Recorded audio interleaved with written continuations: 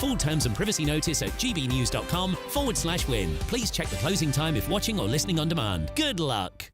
2024, a battleground year. The year the nation decides. As the parties gear up their campaigns for the next general election. Who will be left standing when the British people make one of the biggest decisions of their lives? Who will rise? And who will fall? Let's find out together. For every moment, the highs, the lows, the twists and turns. We'll be with you for every step of this journey. In 2024, GB News is Britain's election channel. Join me, Camilla Tominey, every Sunday at 9:30 when I'll be interviewing the key players in British politics and taking them to task. This report basically says that he's not fit to stand trial. With an upcoming election looming over Westminster, now is the time for clear, honest answers. I agree. And that's precisely what I'll get. Is he indecisive? Incompetent? That's the Camilla Tominey Show at 9:30 every Sunday on GB News, the People's Channel, Britain's election channel. GB News is the home of free speech. We were created to champion it, and we deliver it day in, day out. Free speech allows us all to explore and debate openly the issues most important to us, our families, and of course, the British people. Having challenging conversations to enlighten each other. Which is why we hear all sides of the argument. We are the People's Channel. We will always stand by the freedom to express yourself. On TV, radio and online. This is GB News, Britain's news channel. Big news, big debates, big opinion. Patrick Christie's Tonight is the week's biggest show. Every weekday, 9 to 11 p.m, we've got the inside track on the day's top stories. There'll be sharp takes you won't get anywhere else. We will set the news agenda, not just follow it, and I want to bring you along for the ride. Whatever it is, we'll have our finger on the pulse. It's news, but it's this close to entertainment. Patrick Christie's Tonight, 9 to 11 p.m, only on GB News, the People's Channel, Britain's news channel.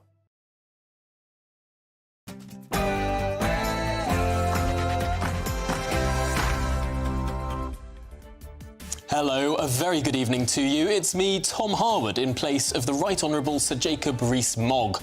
Now, on State of the Nation tonight. A record number of illegal migrants have crossed the Channel so far this year. A whopping 4,644 crossed over via small boats during the first 3 months of the year. And this is during the wintry months. So are we to expect more as the sun begins to shine? And more importantly, stopping the boats is one of the Prime Minister's 5 key pledges. So the question is, with the recalcitrant Lords doubling down on their amendments to the Rwanda bill, will he be able to get the plan over the line? And will it be sufficient to effectively deter the phenomenon? And how might it all affect a general election? The front page of the Daily Mail today reveals the Prime Minister is under pressure for a June election. But it was only the other day that an eminent pollster declared Labour has a 99% chance of winning.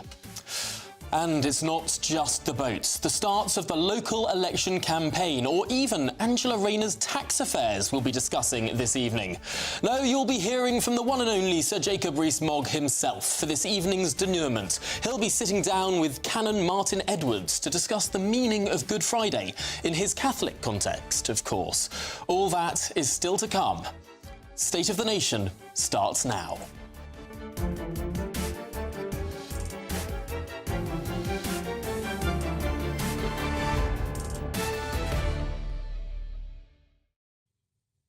Now, I'll also be joined by Jacob's highly civilised panel, of course, GB News senior political commentator Nigel Nelson and The Economist and fellow at the Centre for Brexit Policy, Catherine McBride.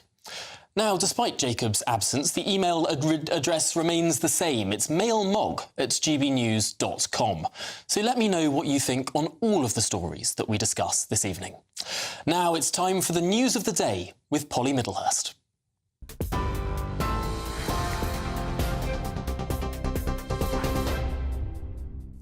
Tom, thank you, and good evening to you. Well, the top story from the GB Newsroom tonight is that the United Nations is calling on Rishi Sunak to scrap his Rwanda scheme.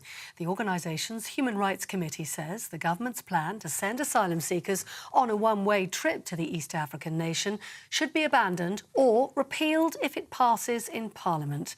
In a report, 18 member states raised their concerns about discrimination and they said potential violations of international law. But the government pushed back today, accusing the United Nations themselves of double standards because it already sends refugees to Rwanda. Michael Gove has described the management of Thames Water as a disgrace after calls to increase customers' bills to plug a major funding gap. The firm's bosses have admitted it could face the risk of emergency nationalisation as the company's cash crisis deepens. Shareholders have refused to give the company £500 million of extra funding, describing the rescue plan put in front of them as uninvestable. Instead, they want the regulator, Ofwat, to increase consumer bills by up to 40% over the next 5 years. The MP Andrew Bridgen has been ordered to pay over £40,000 in legal fees to the former Health Secretary Matt Hancock after the first stages of a legal battle. Mr Bridgen initiated the case to so-called clear his name after the former Health Secretary allegedly accused him of anti-Semitism. It's after a spat on the platform X, formerly known as Twitter, and in one tweet he made about the COVID vaccine suggesting, quote, was the biggest crime against humanity since the Holocaust. Hours later, Mr Hancock wrote back on social media that a sitting MP had spouted disgusting and dangerous anti-Semitic, anti-vax and anti-scientific conspiracy theories, but Mr Bridgen claimed Mr Hancock's post was seriously defamatory. Despite certain parts of Mr Bridgen's case being struck out, the High Court has now given him a chance to amend his claim.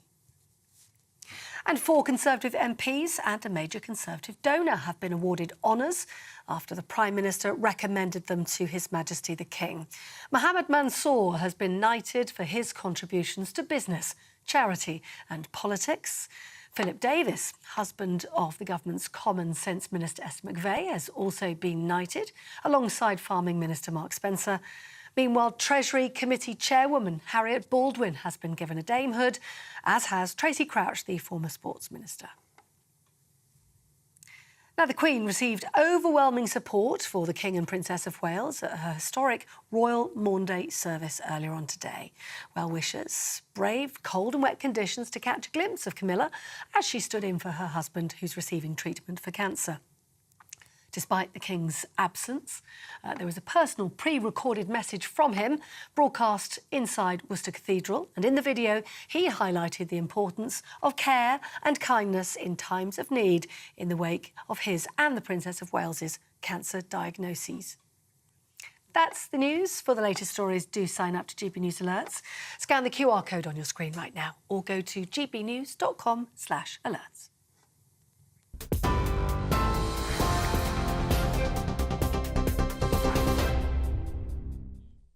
Thank you very much, Polly. Now, brace yourself, because I've been told to embark upon my own attempt at one of Jacob's illustrious monologues, or, as he calls them, monologues. Now, I've spent all day practising various antiquated tongue twisters, everything from the Latin recitations of the Lord's Prayer to repetitions of the word Jacob's brought so eruditely to the green benches 12 years ago, floxy-nocky nihifipilification. But to the big story of the day, made so much more relevant this evening by the extraordinary announcement from the UN Committee on Human Rights. Yes, they want the United Kingdom to never make Rwanda policy law. Indeed, they want the United Kingdom to repeal any laws pertaining to the Rwanda policy if they do become law. This in the context of the Channel crossing numbers. They're in for the first quarter of 2024. And the Prime Minister has another record to his name. Some 4,644 people have made the journey in 2024 that we know of. A record for the first 3 months of any calendar year. Now, I should add, this is just in the first 3 rather wintry and fairly rainy months of the year. Many would argue that we should expect much higher numbers as the year goes on and the weather becomes more clement. Of course, if we look at the previous trends, the numbers are invariably higher in the summer months. As viewers on television can see from this graph from Migrant Watch, last year, the biggest month was August, as was the year before. The 5th of the Prime Minister's 5 key pledges is, of course, stopping the boats. And he has repeatedly said that the numbers are down. the first time since the small boats crisis emerged, numbers are down. I just want to say that again. Yep. Numbers are down. They're down because of all the things we're doing. The new deal I signed with Albania. We've returned almost 3,000 illegal migrants to Albania. And you know what? They've stopped coming. I'm pleased that we've made progress. Last year, the numbers were down by a third. That never happened before. Shows that the plans are working. Well, as the great Victorian statesman Benjamin Disraeli once said, there are lies, damned lies, and statistics. The numbers may well have been down last year, but of course this all depends on your time frame. The Prime Minister insists that a huge part of the solution lies in the deterrence effect of the Rwanda plan. But there are serious questions about this. GB News Home and Securities editor Mark White broke a story earlier this year suggesting that the Rwanda plan had become something of a joke, a laughingstock amongst migrants attempting to cross the Channel. And these new record-breaking numbers do appear to show that the threat of the Rwanda plan, as things stand, hasn't acted as a deterrent. This being said, the proposal itself has spent the last 2 years being shredded by the courts. It's been a long time since each passenger on board the original deportation flight was one by one picked off by the European Court of Human Rights and their liberal use of what's known as Section 39 orders. It isn't only the ECHR in Strasbourg, or indeed our own courts here at home holding things up, however.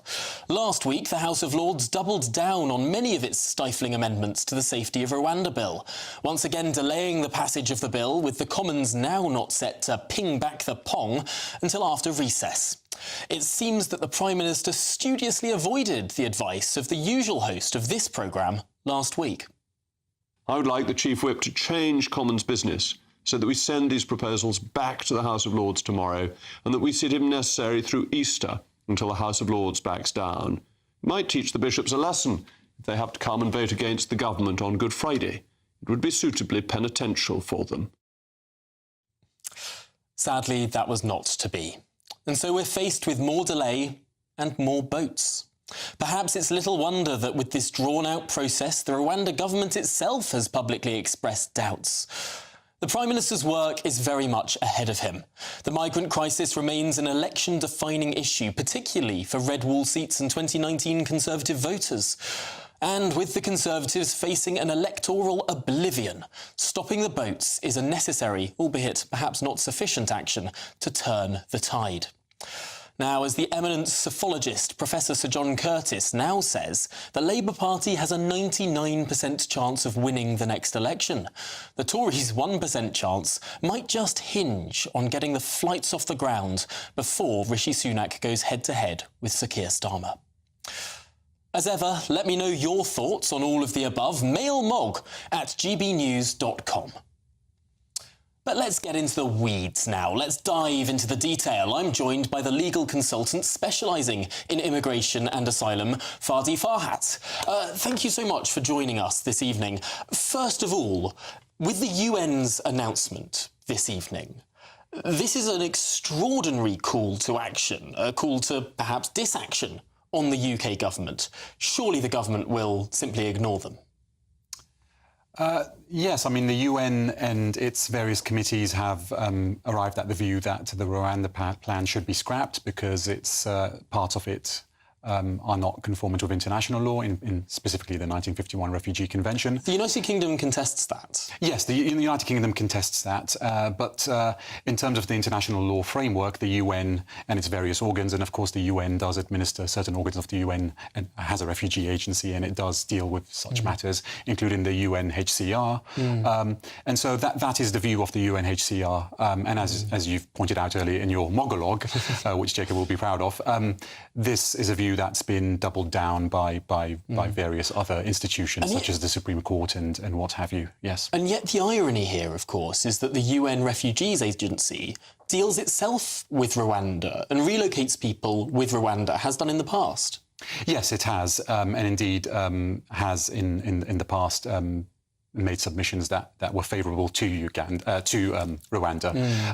The only, I suppose, the differentiating factor is that the UN deals with relocations to Rwanda in the context of other states which may not be signatories to the 1951 Convention, so it's seen as the lesser of the two evils.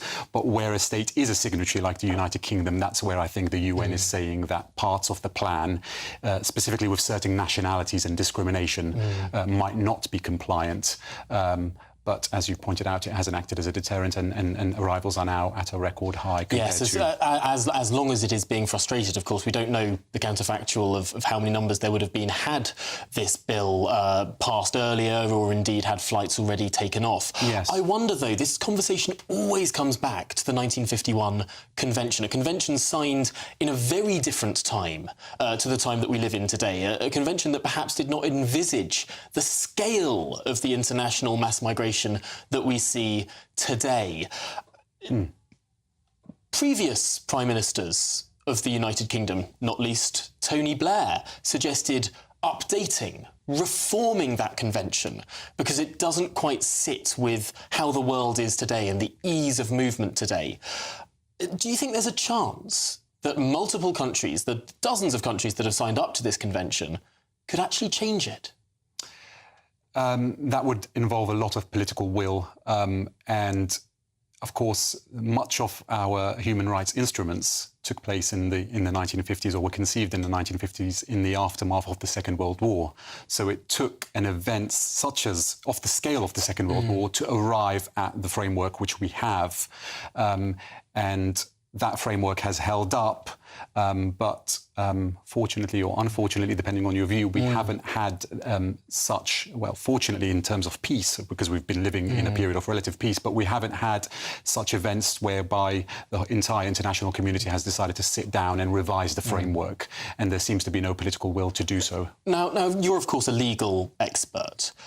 Am I right in saying that under the 1951 Convention, millions, hundreds of millions, potentially billions of people could have the right to come to the United Kingdom? Sadly, many billions of people live in abject poverty. Sadly, many billions of people live under totalitarian regimes that don't uphold the same rights that we do in the United Kingdom. Could it be that over 1 billion people have the right to come to the United Kingdom and claim asylum under the terms of that convention? Without focusing too much on the numbers, the convention is written and framed in a manner whereby anybody who presents themselves in the territory of a signatory state, such as the United Kingdom, can make a claim in situ once they've upon arrival. And our approval rate is extraordinarily high. The approval rate is high, but that's dependent on the nationality of the arrivals. Certain countries like Afghanistan, Iran, certain countries will, Syria, of course. But this could represent hundreds of millions, if not billions of people with the theoretical right. Yes, so the theoretical right is there, as stated. It's anyone who presents themselves and declares that they are going to claim asylum because of a convention reason, which is usually political opinion, race, being a member of a social group. So that category of persons is uncapped by the very nature of the framework in the convention. Yes. No, well, it's been a fascinating conversation. Thank you so much for coming in and talking through the particulars of this, because I do think there are many countries around the world now that do think that the treaties that we signed up to more than half a century ago in the wake of the Second World War perhaps do need modernisation, do need updating, because frankly, where we and the United States of America and many European countries now sit and face the scale of the mass migration that we see today, the question is, what happens if we don't maintain democratic consent for all of this? But a huge thanks to Fadi Farhat, the, of course, specialist in immigration and asylum. Now, after the break, news has emerged that the Prime Minister is under pressure to commit to a summer election. Could it be too late to prove the pollsters wrong? And don't forget, you'll be hearing from the man himself, Sir Jacob Rees-Mogg, in an interview with Canon Martin Edwards on the importance of Good Friday.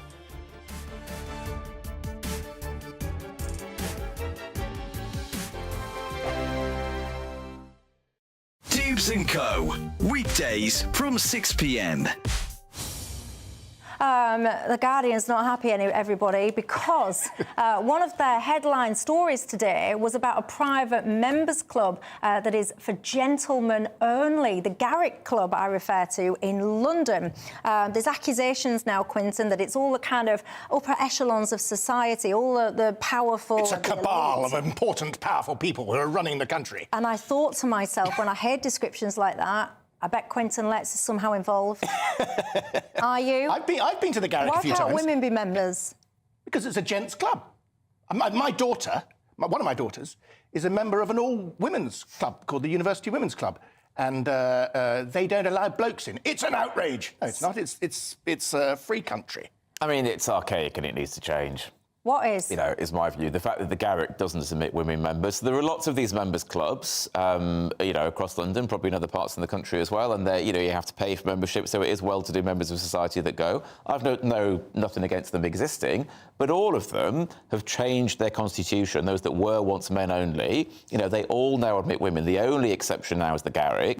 My other thought is, well, why are we talking about it if we've got nothing more important going on? Just to be frank, I genuinely could not care less if there is a club that I'm not allowed into because of my sex. I do, though, think that if you're going to start... You're allowed in there. They let them in. Yeah, but not as members. Yeah. But I do think if you're going to start, you know, having all of this kind of respect and all the rest of it for single-sex spaces for men, then you can't, as a society, allow the ridiculousness that goes on in female spaces when a man sticks a dress on and a wig maybe and a bit of lipstick if he's feeling bold and says that he's called Sharon and then wants to be allowed into that space, and then those establishments then buckle and let those men actually into things like changing rooms of women. That really, really annoys me. I'm Andrew Doyle. Join me at 7 o'clock every Sunday night for Free Speech Nation, the show where I tackle the week's biggest stories in politics and current affairs with the help of my two comedian panellists and a variety of special guests. Free Speech Nation, Sunday nights from 7 on GB News, the People's Channel, Britain's news channel. Every Sunday from 11, join Michael Portillo. There will be topical discussion, looking at the week before and the week to come. So kick back and relax at 11 a.m. on Sundays on GB News with me, Michael Portillo. GB News, the People's Channel, Britain's news channel. Good afternoon, Britain. Good afternoon, Britain. Weekdays from midday, we bring you the most compelling stories from across the United Kingdom. And why it matters to you. From your doorstep to our inbox. That's right, we want to hear from you. Good afternoon, Britain. Only on GB News, the People's Channel, Britain's news channel.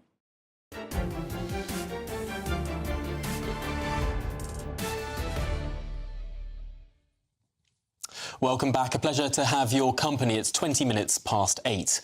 I'm the Deputy Political Editor of GB News, Tom Harwood, standing in for Sir Jacob Rees-Mogg on State of the Nation.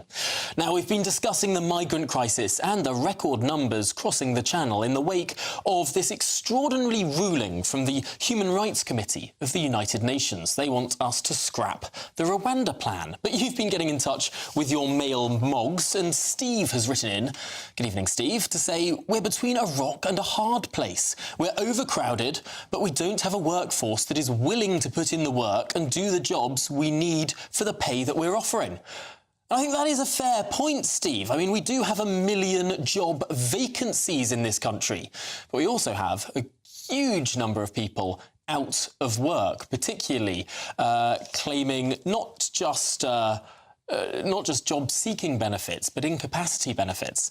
Now, Sean has written in to say, why are we talking about immigration and not emigration? This country is losing doctors and nurses every day. And yes, I do think that is a fair point to raise, because, ironically, we see so many doctors and nurses choosing to move to countries that have far less socialised forms of healthcare than the United Kingdom does. In Australia, for example, if you are a top-rate taxpayer, you have a tax penalty unless you take out private healthcare. Could you imagine the reaction from the same doctors and nurses moving to Australia to work in that system if any government were to bring such a tax penalty in for those who don't have private healthcare in the United Kingdom? It's an interesting point to dwell on. Now, there's been much speculation about when the next general election will be for a number of weeks now, but today's Daily Mail front page might be the biggest clue yet. Yes, the Mail has claimed that it's Rishi Sunak's aides that are urging him to hold an election in the summer of this year, owing to fears that the backbench Tory plotters could oust him if he doesn't act soon. These fears are not unfounded. GB News political editor has it from two sources, Christopher Hope that is, that as many as 40 MPs could have sent in letters of no confidence to the 1922 committee chairman, Sir Graham Brady.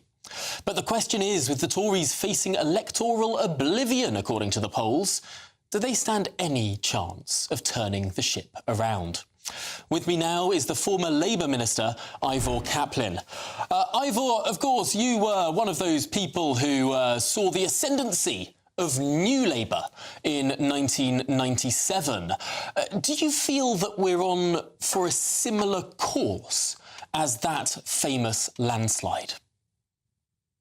Hi, Tom. It's always good to see you. And I have to say this very clearly, not a single vote has yet been cast in a general election. And that means that for the Labour Party, whilst we're ready for a general election, we can't be complacent at all. That would be very, very wrong for us to be like that. And I see this as a very different election than the one in 1997. I think 97, there was different economy. There was, a very a leader who everyone liked. And that doesn't always happen in political parties. So for me, Tom, I would say that there's a long way to go yet. And if that Are you saying that potentially Keir Starmer is not a leader that everyone likes? No, that's not what I'm saying. Well, what I'm saying is that there's a big difference between Tony Blair and other leaders. And that has been consistent, actually, through the whole period since Blair left. So it's not something that's just about Keir or Rishi Sunak or anyone else. It's the fact that Blair was a different type of leader, and he gave that great leadership to the public during that period in the run-up and then in the general election and what happened afterwards. I think that's very different. If your question is it the same as 97? My answer is no, it isn't. And of course, the famous Peter Mandelson line about Tony Blair and his electoral success within the Labour Party is that the recent history of general elections for the Labour Party has been lose, lose, lose, lose, Blair, Blair, Blair, lose, lose, lose. I think it's only 3. But there we go. I wonder. Is it 4? Off the top of my head. But the question, the point that focuses in here is 2010, when the Labour Party lost power. Gordon Brown, as Prime Minister then, had the opportunity to call an early election 3 years prior to that. Almost as soon as he became Prime Minister in 2007. He bottled it, and the Bottler Brown moniker carried on and potentially contributed to his loss in 2010. The Labour Party has been trying to attach this to Rishi Sunak, saying he could have called an election. This could have been the start of the general election campaign today, not the local election campaign. Doesn't quite have the same ring to it, though. But I think there is a case to say that Sunak probably should have called a general election, whether it was for May or he could have called it, of course, when he first became leader of the Conservative Party.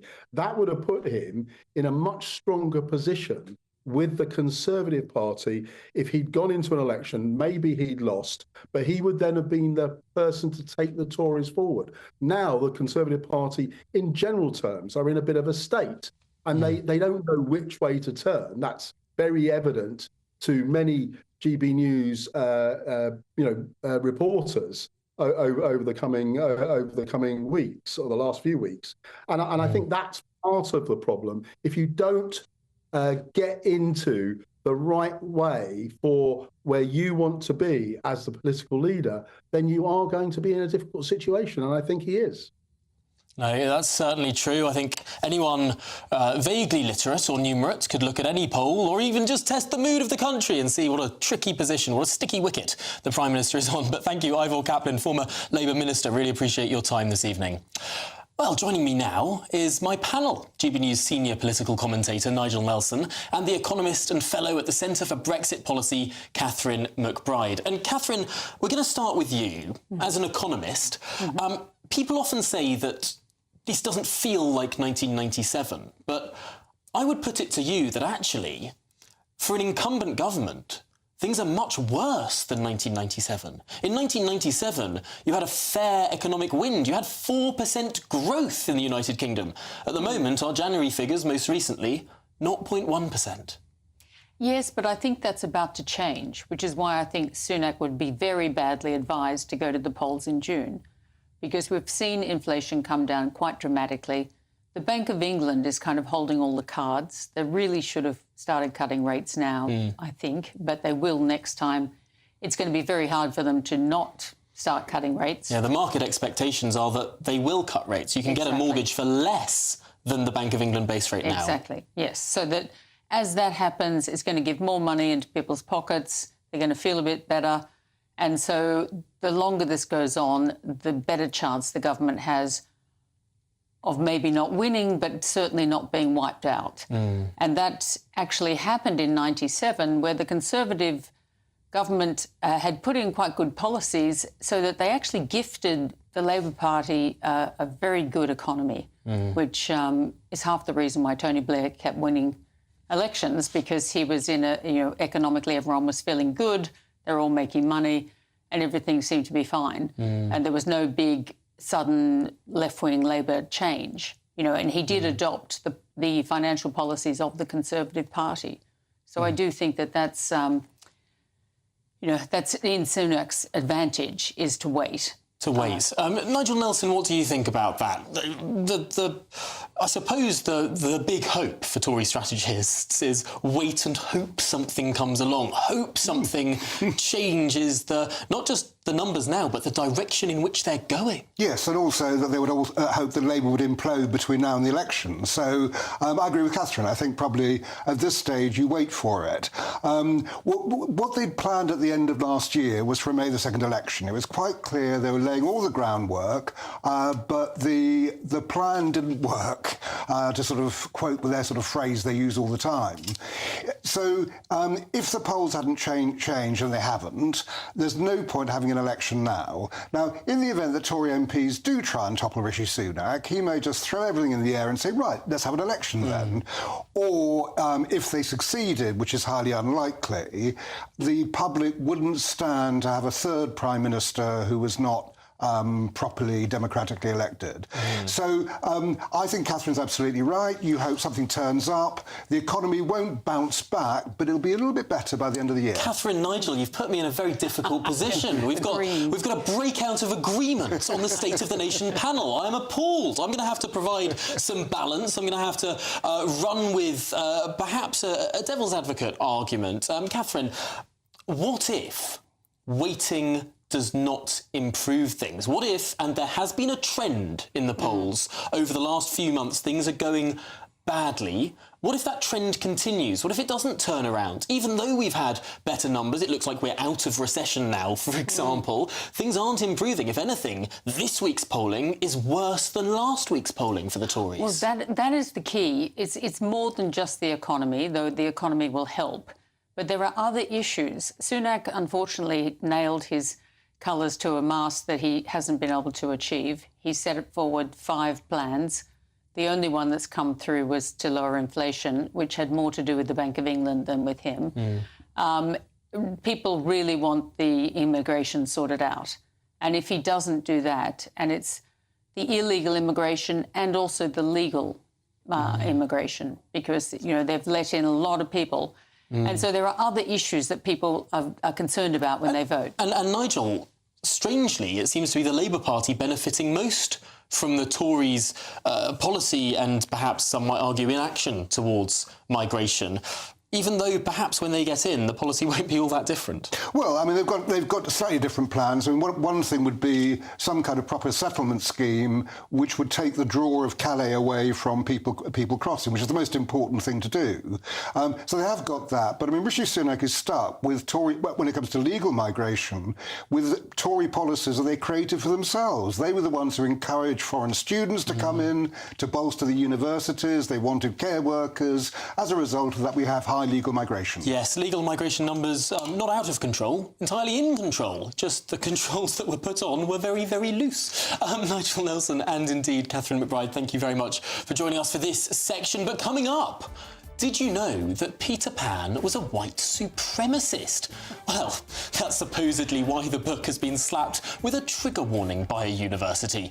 And don't forget, of course, you'll be hearing from the main man himself, Sir Jacob Rees-Mogg, in an interview with Canon Martin Edwards on the importance of Good Friday. All that to come.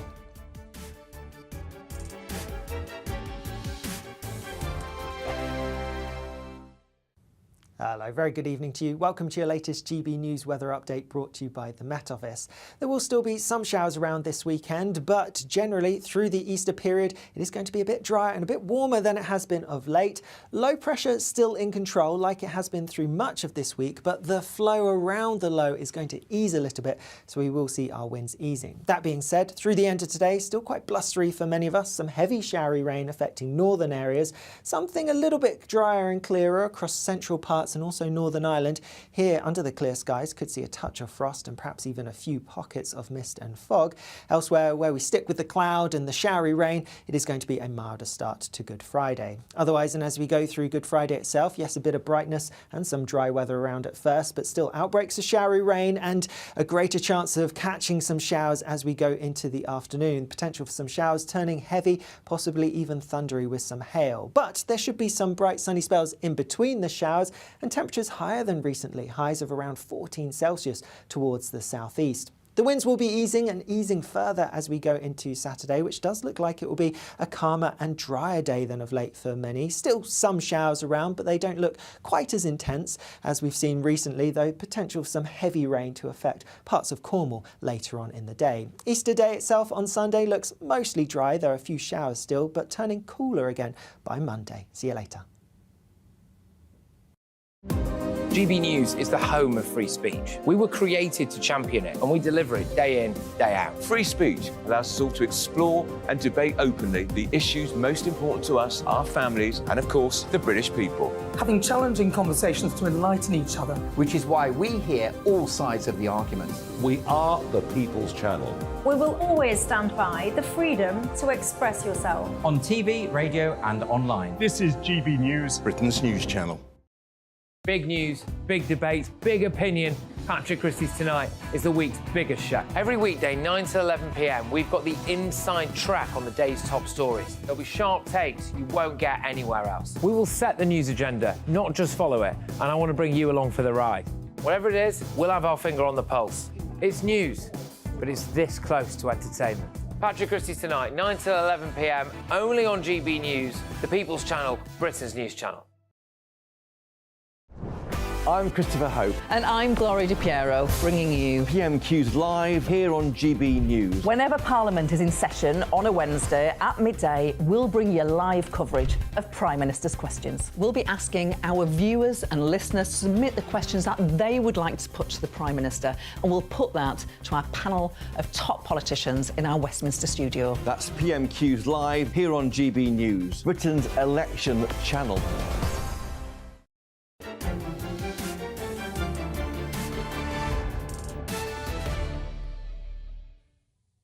Good evening. I'm GB News' Deputy Political Editor Tom Harwood, covering Sir Jacob Rees-Mogg in the State of the Nation tonight. We've been discussing the possibility of a June election, and you've been getting in touch with your male Moggs. Ian says sooner the better. This country is treading water.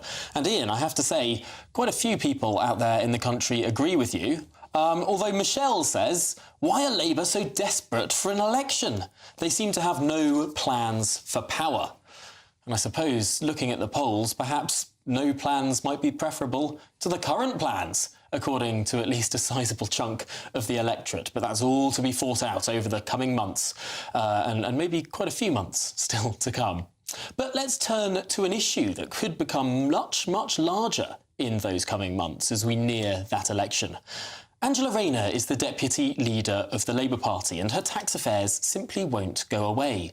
She's saying that she will not publish her personal tax advice, this advice that she received on the sale of one of her houses, which she did not pay tax upon. But what is going on? And perhaps, more importantly, I want you to take a look at this. This is a newspaper article from the Sunday Times, which was in January 2023.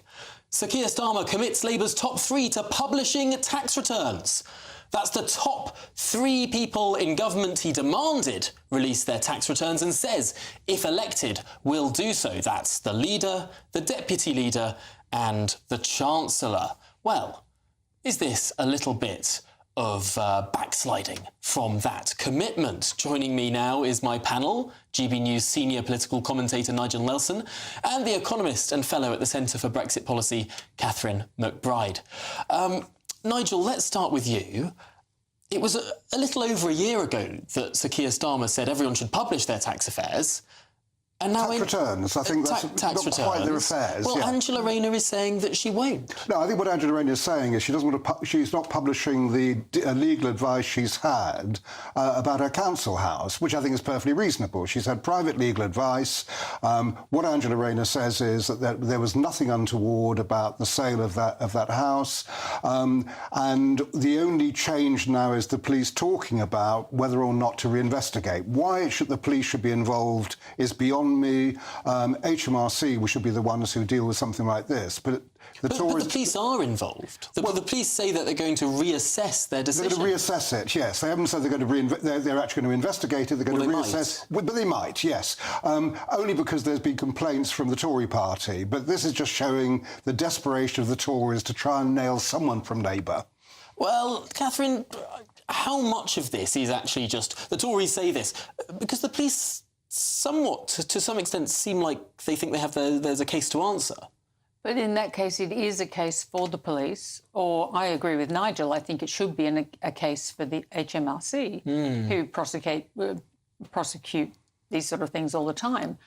I'm not entirely sure why it's being used politically, and I'm not sure that it should be. Do you think it would be used if the boot was on the other foot? Oh, for sure. I mean, Angela is very good at throwing stones at other people, but... She was writing many, many letters about Nadeem Zahawi's tax affairs. Well, that's true, and so she has probably set herself up for this. If you're going to throw, live in glass houses, don't throw stones. And so, yes, I can see why they're doing it, but at the same time, they shouldn't be. Now, we only have 2 minutes, but I do want to squeeze in our Peter Pan story, because York St John University have decided to put what they call trigger warnings on the front of a collection of classic books.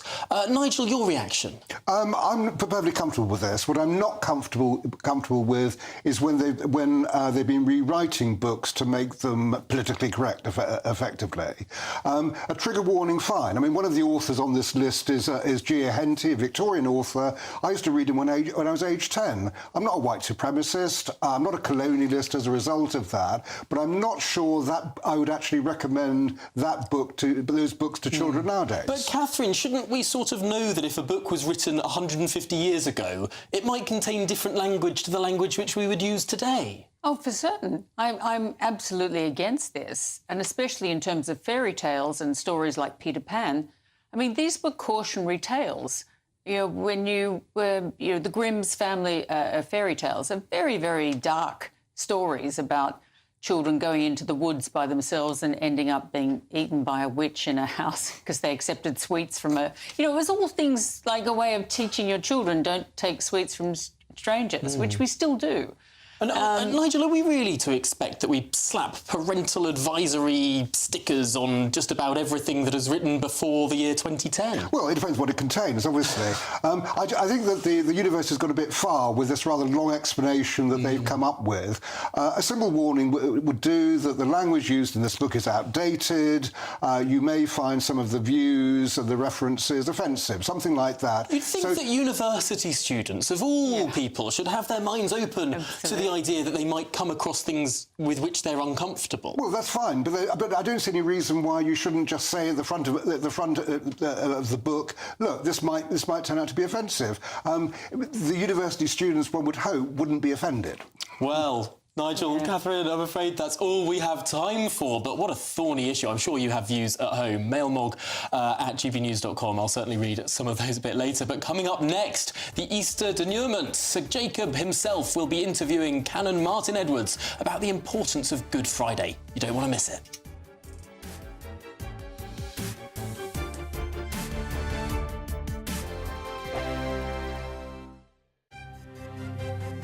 GB News Breakfast, every day from 6 a.m. Do you mind if I ask you a little bit about Sebastian? It really amazes me how a mother who can lose a child in such a shocking and unexpected way, so little, so precious, can then turn that grief into something so positive. How did you find the strength to get up, get a camera crew, as you say, travel to the other side of the world and investigate all of this?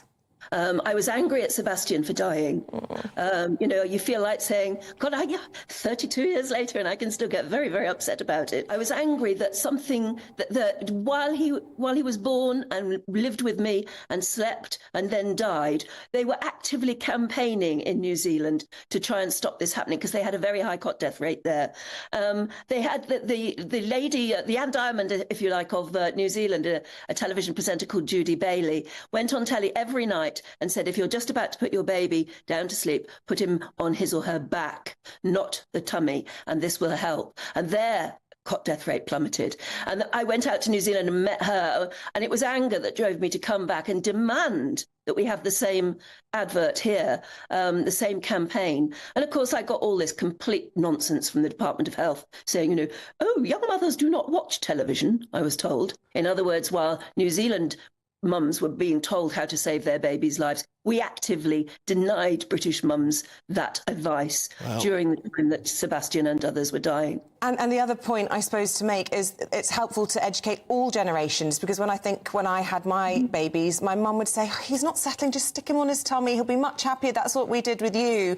And we had to say, well, things have changed, and, but it's about educating everybody, because it's not just the mums that get their hands on the babies. I think the most exciting bit for me is talking to people. People who I think are ignored often by the major news channels. We're going to give news they want to hear. There's a voice there that needs to be heard. I think there's a chance here for a diversity of opinion to be expressed, which you don't find elsewhere. It's really exciting. We don't hold back. We're free to say how decisions that are taken here affect us all around the country. Only on GB News, the People's Channel, Britain's news channel. Join me, Camilla Tominey, every Sunday at 9:30 when I'll be interviewing the key players in British politics and taking them to task. This report basically says that he's not fit to stand trial. With an upcoming election looming over Westminster, now is the time for clear, honest answers. I agree. And that's precisely what I'll get. Is he indecisive? Incompetent? That's the Camilla Tominey Show at 9:30 every Sunday on GB News, the People's Channel, Britain's election channel.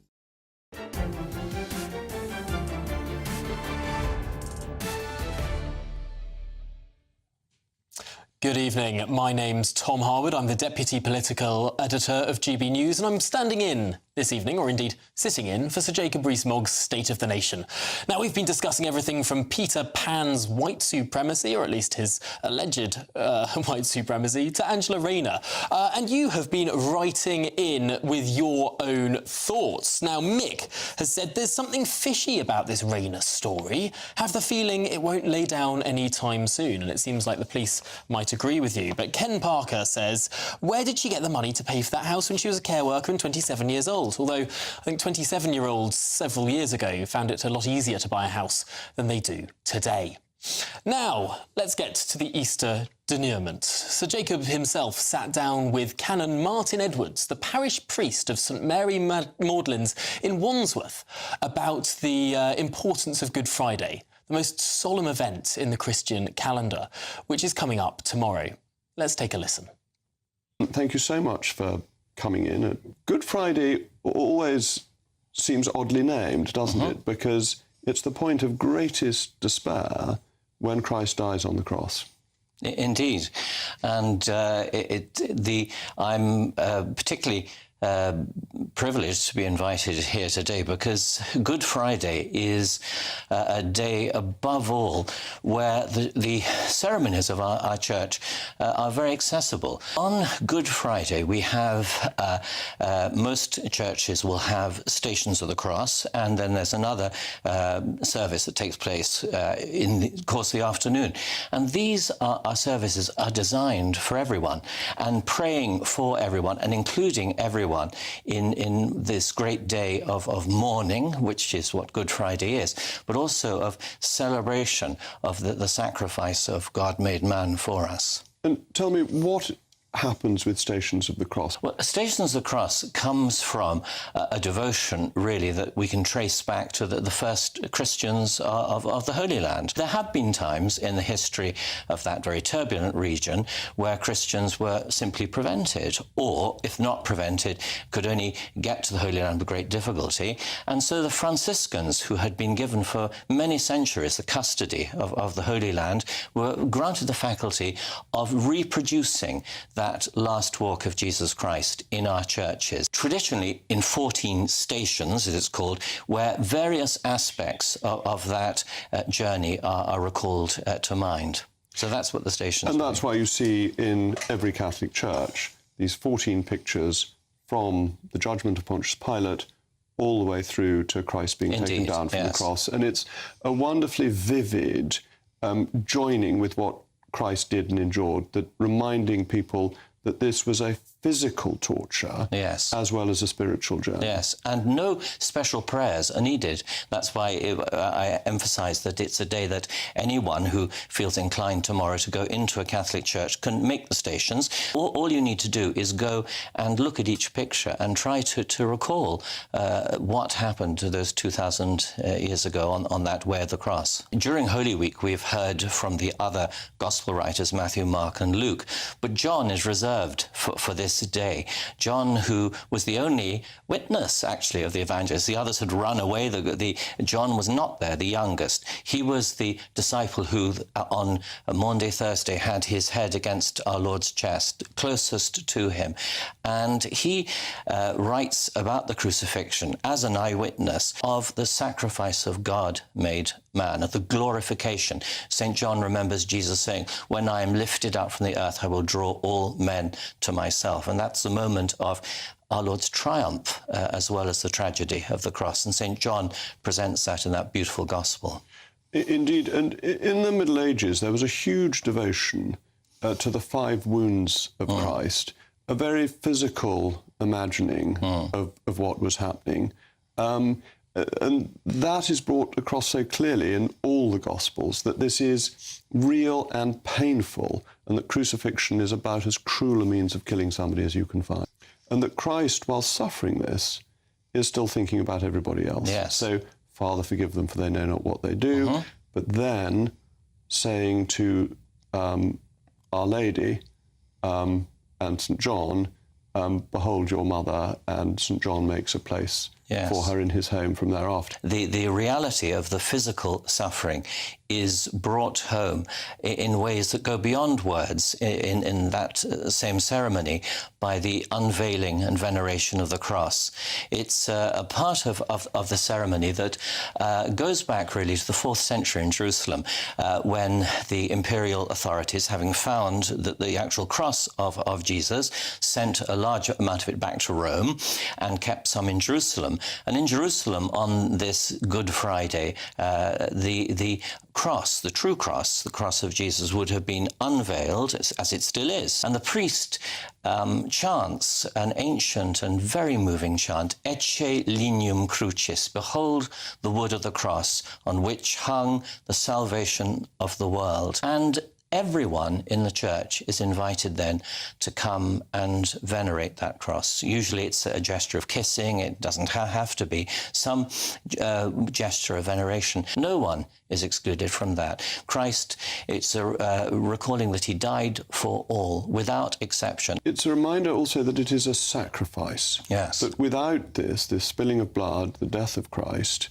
our sins would remain with us. But the church is able to, through this gesture of love, actually, of kissing the wood of the cross, to express our gratitude for our salvation.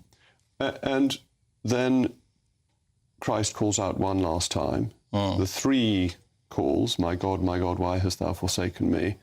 Then, Father, into thy hands I commend my spirit. And St. John, it is accomplished. Yes. It's done.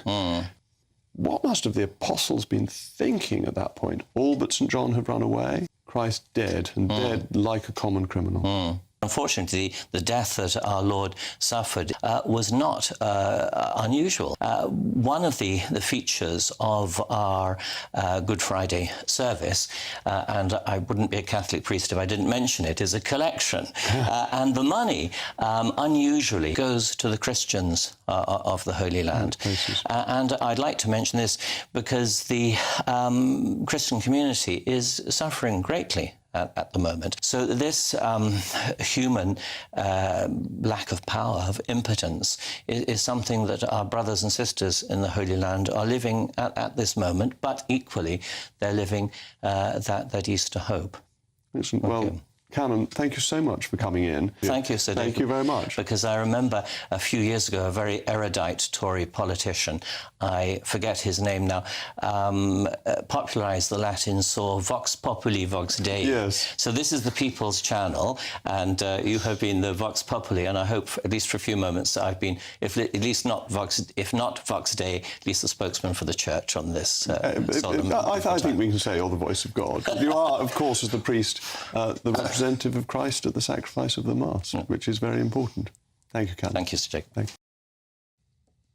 Well, that's all from Sir Jacob, Canon Martin Edwards, and indeed me. Up next, it's Patrick Christie's. So what's on the bill of fare this evening with you, Patrick?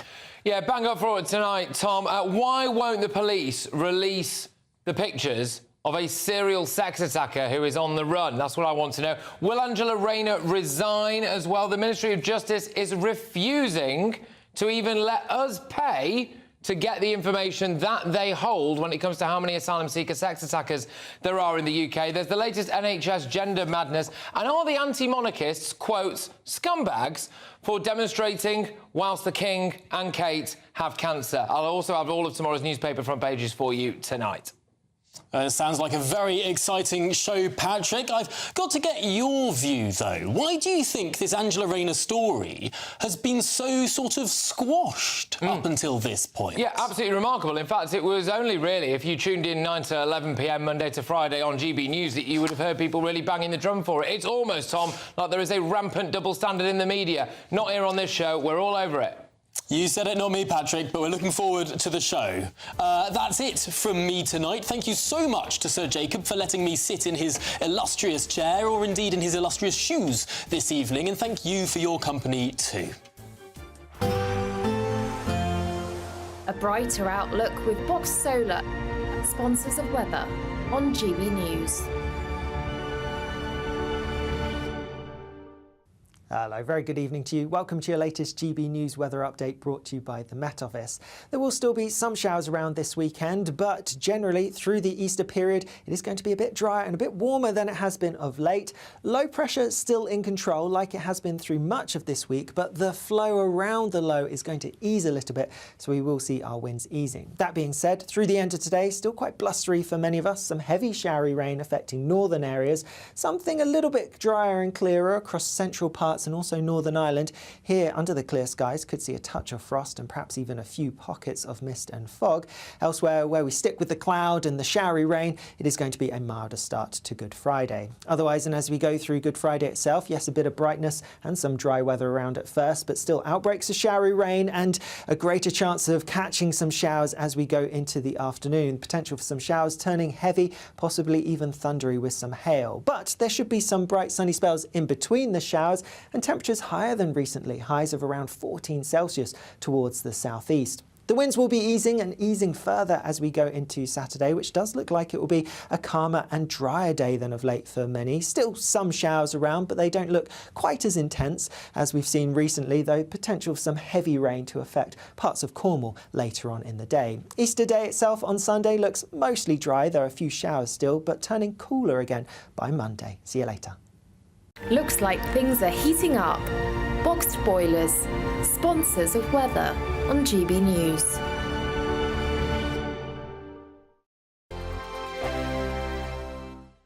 It's the final week to see how you could win big. You could win an amazing £12,345 in tax-free cash that you could spend however you like. Plus, there's a further £500 of shopping vouchers to spend at your favourite store. We'll also give you a gadget package to use in your garden this spring. That includes a games console, a pizza oven and a portable smart speaker, so you can listen to GB News on the go. You have to hurry, as lines close at 5 p.m. on Friday. For another chance to win the vouchers, the treats and £12,345 in tax-free cash, text GBWIN to 84902. Text costs £2 plus one standard network rate message, or post your name and number to GB03 PO Box 8690 Derby DE1 9TT. UK only. Entrance must be 18 or over. Lines close at 5 p.m. on Friday. Full terms and privacy notice at gbnews.com/win. Please check the closing time if watching or listening on demand. Good luck. I'm Martin Daubney. This is GB News, Britain's news channel.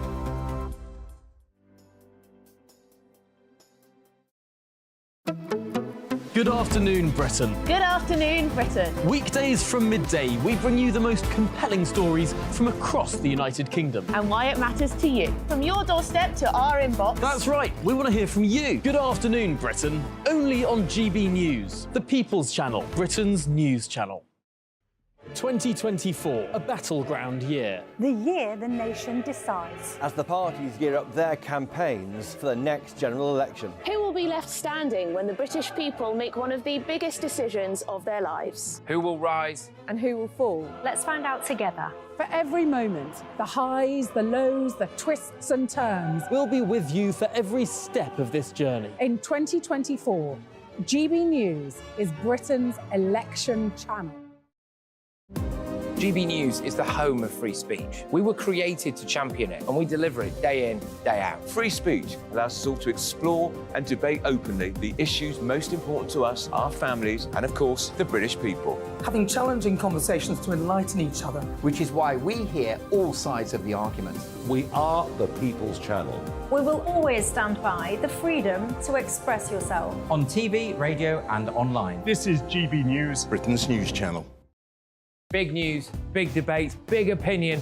Patrick Christie's Tonight is the week's biggest show. Every weekday, 9 to 11 p.m, we've got the inside track on the day's top stories. There'll be sharp takes you won't get anywhere else. We will set the news agenda, not just follow it, and I want to bring you along for the ride. Whatever it is, we'll have our finger on the pulse. It's news, but it's this close to entertainment. Patrick Christie's Tonight, 9 to 11 p.m, only on GB News, the People's Channel, Britain's news channel.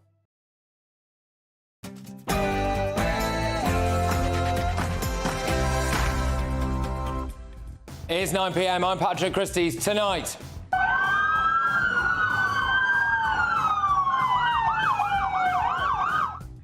Lawless Britain laid bare as a manhunt for a sex maniac enters its second month. So, why has it taken police so long to release an e-fit image of a dangerous serial sex attacker who is still on the loose? Also, down with the crowd! Down with the crowd! Down with the crowd! Down with the crowd!